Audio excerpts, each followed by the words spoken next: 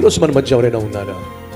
ఒకవైపు నా జీవితంలో అనుకున్నది జరగలేదు, మరోవైపు నా జీవితంలో నేను ఏమైతే అనుకోలేదో, ఊహించలేదో అదే జరుగుతుంది. ఏం చేయాలో నాకు అర్థం కావటం లేదు, ఏమీ పాల్పోవటం లేదు.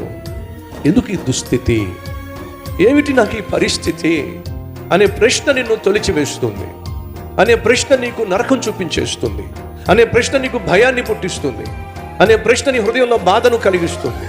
ఆ ప్రశ్న నిన్ను, నీ మనసును తొలిచేస్తుంది. ఎందుకు నా పరిస్థితి అయింది? అసలు మన మధ్య ఎవరైనా ఉన్నారా అలా అనుకుంటున్న వాళ్ళు? అయితే వినండి, మీకంటే ముందుగా, మనకంటే ముందుగా యోసేపు అదే మార్గంలో వెళ్ళాడు.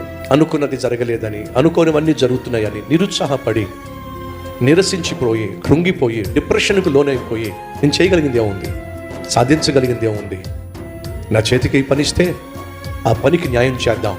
కష్టపడ్డాడు. ఎటువంటి సమయంలో? అనుకున్నది జరగని సమయంలో, అనుకోనివన్నీ జరిగిపోతున్న సమయంలో, తనకి ఇచ్చిన చిన్న ఉద్యోగంలో కష్టపడి పనిచేశాడు.